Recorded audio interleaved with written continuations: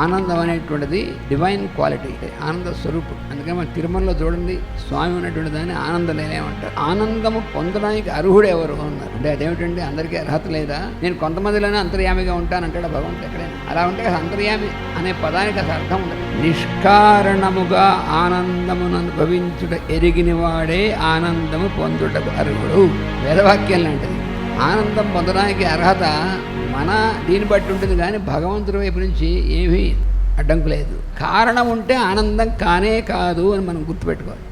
ఇవాళ నేను చాలా ఆనందంగా ఉన్నానండి అంటే నేనేమో రేపు ఉండవు అని అర్థం. ఎందుకయ్యా అంత ఆనందంగా ఉన్నావు? నువ్వు భగవంతుడు కాబట్టి నీకు కుదిరింది, కానీ నాకెలా కుదురుతుందో అని మనం చెప్తాం. అంటే తరహాస్తు కానీ వెయిట్ చేయి అంటాడు. ఏం చేస్తాడు ఆయన? మాత్రం హెల్ప్లెస్ అన్నారు మాస్టర్. కారణములనేటువంటివి ఏమీ ఉండకూడదు.